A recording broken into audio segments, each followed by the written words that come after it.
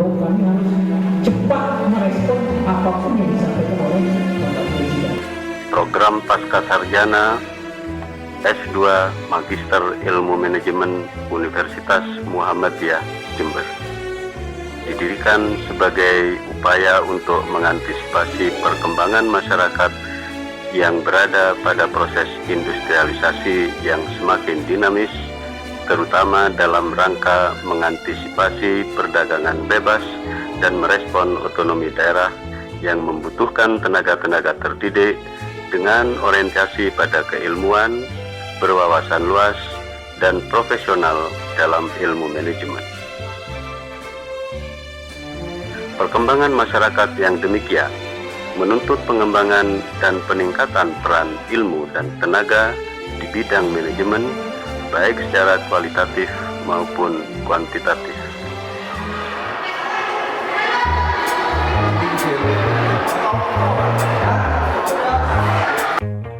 Tujuan umum didirikannya program Magister Ilmu Manajemen Universitas Muhammadiyah Jember adalah memberikan wawasan, pengetahuan, dan keterampilan manajerial dalam rangka menyiapkan manajer profesional yang akan memberikan sumbangan pada pemecahan masalah-masalah ekonomi Indonesia.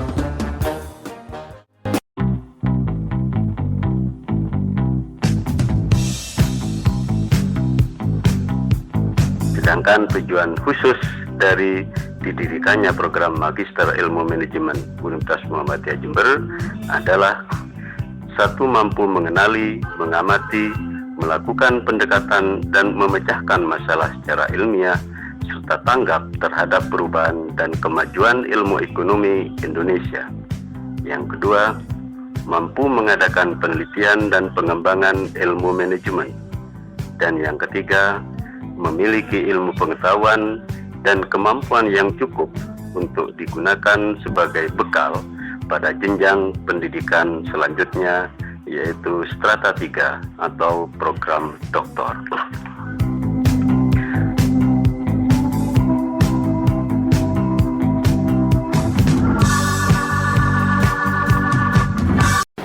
Dan pada hari ini, kebetulan pada tanggal 6 April 2013, kami mengadakan deklarasi forum alumni Magister Ilmu Manajemen.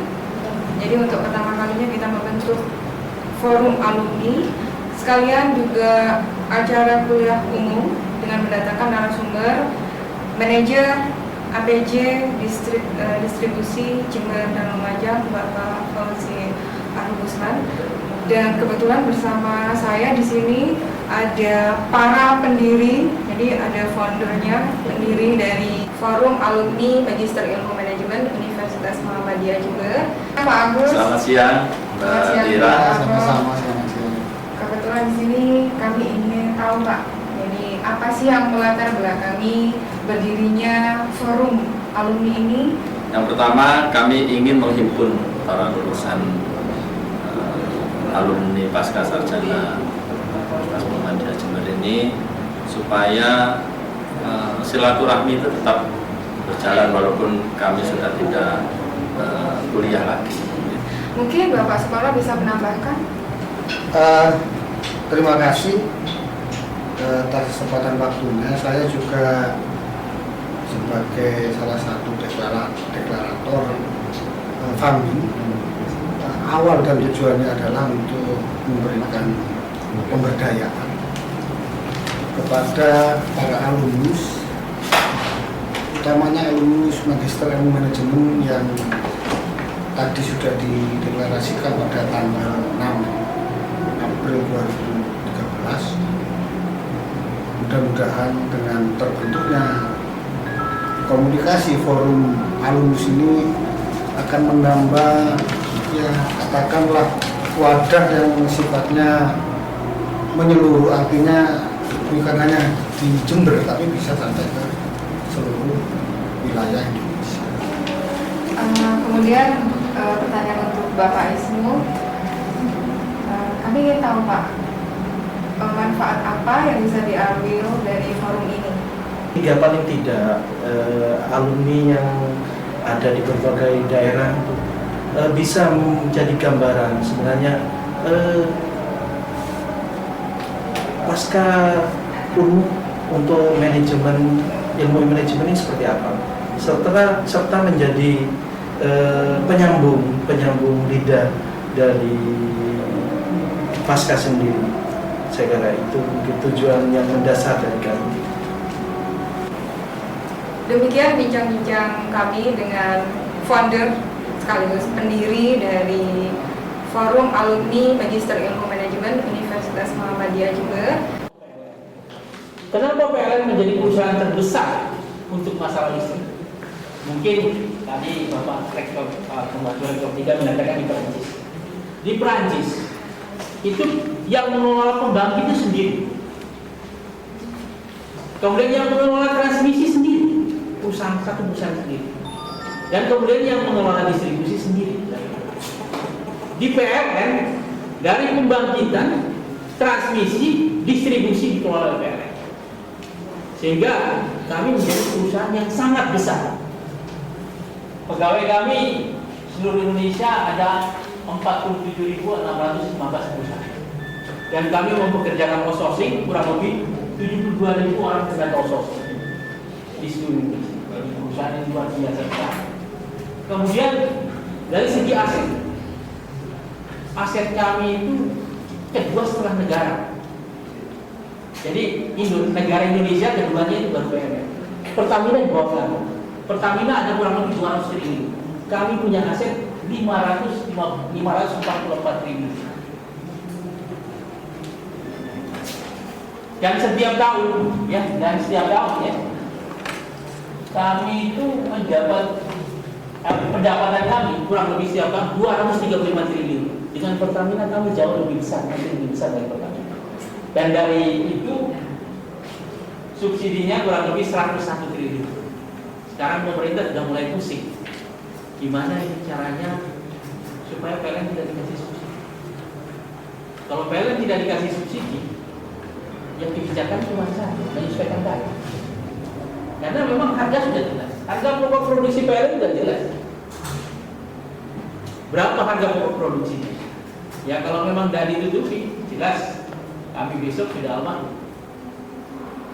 Jadi oleh karena itu resiko ini ya ditanggung pemerintah dengan subsidi 101 triliun. Setelah itu kami perusahaan merupakan yang nomor 2 setelah negara dalam melakukan investasi. Investasi kami per tahun 50 triliun. Dari 50 triliun itu kami hanya mampu kurang lebih setengah, 25 triliun dari kami. Sisanya memang kami yang mencari pendanaan. Jadi luar biasa ya, PLN luar biasa besar.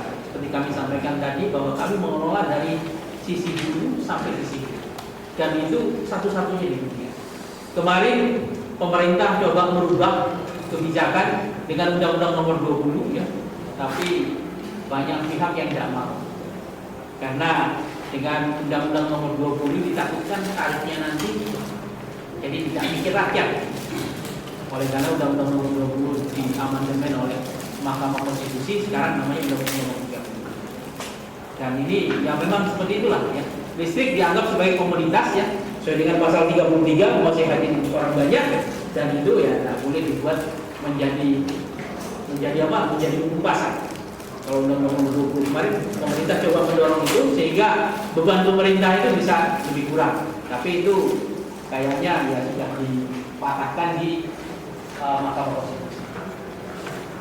Setelah itu pelanggan kami ya kalau dibandingkan dengan Telkomsel masih kalah, walaupun Telkomsel sekarang sudah dibilang banyak sekali pelanggan kami seluruh Indonesia 48.660.000 pelanggan, dan tahun ini akan menembus 50 juta pelanggan, dan itu jumlahnya luar biasa.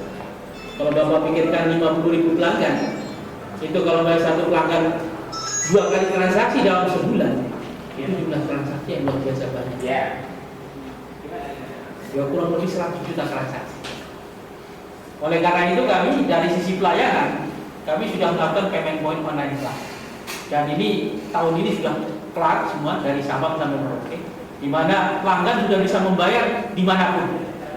Maunya beliau ini rumahnya di Bengkulu, mungkin jangan kembali ke Bengkulu, kemudian rumahnya di Jember, beliau sudah bisa bayar di sana. Jadi nggak perlu lagi datang ke Jember pusing-pusing. Yang penting Bapak membawa ID pelanggan. Jadi mana-mana sudah bisa membayar. Dan ini satu hal yang luar biasa, ya, yang luar biasa yang kami lakukan dengan transaksi yang segini banyak. Dan itu membuat kami bisa dulu Pak, ya zaman dulu pelanggan membayar di unit kami namanya Rayam atau Ranting. 2 bulan kemudian uangnya baru ke PLN Pusat. Sehingga menyebabkan gara-gara itu kami harus hutang. Padahal kami punya uang di unit terkecil. Kalau dikumpul banyak bisa triliunan. Jadi saat ini sudah tidak begitu lagi. Jadi begitu Bapak bayar dimanapun di seluruh Indonesia, uangnya sudah langsung ke PLN Pusat. Dan itu luar biasa membuat money capital kami menjadi begitu kuat. Jadi tidak ada bank yang berani dengan PLN. Karena uang kami tadi, Bapak lihat sendiri, uang kami dalam 1 tahun 235 triliun. Dan itu sama dengan kalau Bapak lihat postur APBN, hampir sama dengan postur APBN untuk infrastruktur. Jadi infrastruktur pemerintah ini tidak jauh-jauh dari kami, Pak. Kalau di APBN ya tahun ini infrastruktur pemerintah kurang lebih 300 triliun, kami 235 triliun, nomor 2 setelah pemerintah. Jadi pendapatan kami luar biasa ya, dan ini membuat kami saat ini sudah mulai harus membenahi.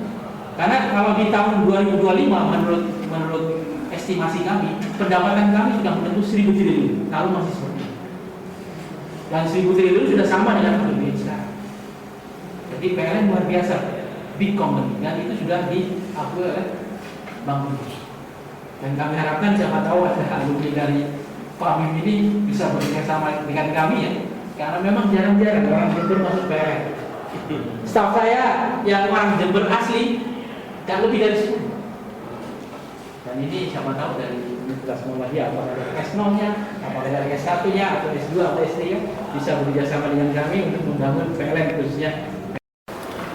Assalamualaikum warahmatullahi wabarakatuh. Tadi telah kita lakukan bersama kuliah umum dan tanya jawab yang dilaksanakan pertama kali oleh mahasiswa pasca sarjana Universitas Muhammadiyah. Dalam hal ini yang diselenggarakan oleh Leadership Club. Untuk itu kami ingin mengetahui lebih jauh apa saja yang dilakukan dan apa saja kegiatan yang dikerjakan oleh Leadership Club. Nah, marilah kita bertanya kepada Bapak Kamarus di sini selaku ketua pelaksana dari kegiatan Leadership Club. Bapak Kamarus, ini kami ingin mengetahui lebih jauh tentang kegiatan yang dilakukan oleh Leadership Club ini, tujuan dan manfaat setelah melakukan atau pada saat akan melakukan dan setelah melakukan kegiatan leadership ini, kira-kira apa Pak? Terima kasih atas pertanyaan ini tadi. Jadi pertama saya akan menjelaskan tentang Leadership Club ya. Jadi Leadership Club ini adalah organisasi mahasiswa intra universiter untuk mahasiswa pasca sarjana di Universitas Muhammadiyah Jember. Terbentuknya kemarin pada bulan Januari tanggal 5 pada saat kuliah dari yang kebetulan pada waktu itu yang menyampaikan kuliah itu Bapak Direktur sendiri, Bapak Dwi Cahyono. Pada waktu kuliah tersebut disampaikan ide tentang pembentukan leadership itu, kemudian langsung diadakan pemilihan, dan kebetulan saya terpilih sebagai ketua leadership club. Tapi waktu itu setelah leadership club berdiri, kemudian saya dipilih menjadi ketua, kita belum punya apa-apa ya, artinya anggaran dasar belum punya, statuta kita juga belum punya, kepengurusan juga belum ada. Oleh karena itu dalam jangka waktu 1-2 bulan itu saya berusaha untuk melengkapi dari kepengurusan leadership club ini. Maka kita buat struktur organisasinya, mulai dari pengurus harian yang terdiri dari ketua, wakil ketua, sekretaris 1, sekretaris 2, dan bendahara. Setelah itu dilanjutkan dengan ada jajaran di bawahnya, yaitu pembidangan.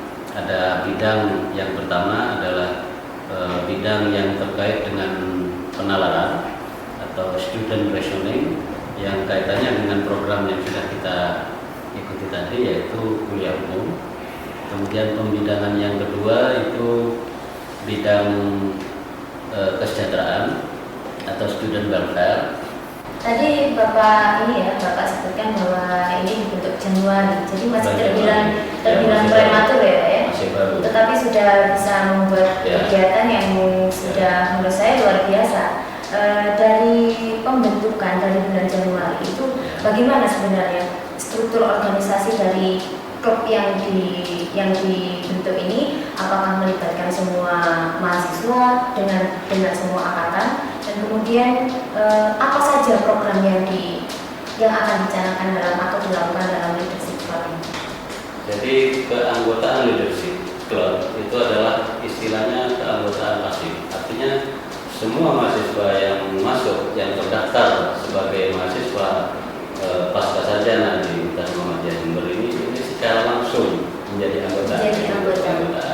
Sehingga untuk membentuk kepengurusan ya dari anggota yang masih aktif kuliah, artinya belum menyelesaikan Studi. dan belum menyelesaikan studi, ya kita ambilkan dari seluruh angkatan yang ada.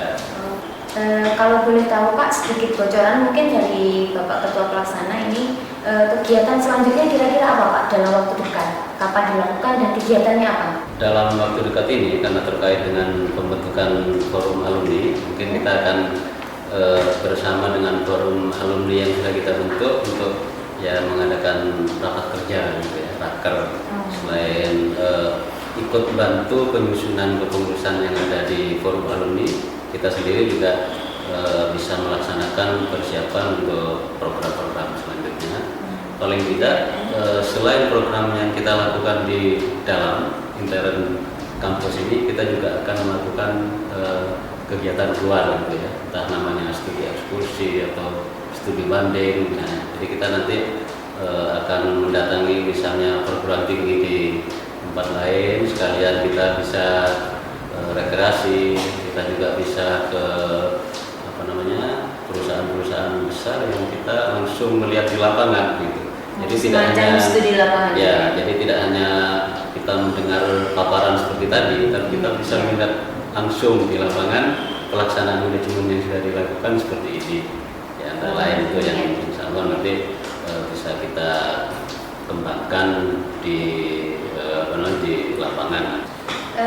Terima kasih Bapak telah bersedia untuk menjelaskan kepada kami bagaimana jalannya kegiatan yang sudah dilakukan tadi. Demikian tadi apa yang sudah kita saksikan dan dipaparkan oleh Bapak Kamarus selaku Ketua dari Leadership Club. Semoga kedepannya menjadi kegiatan yang berkesinambungan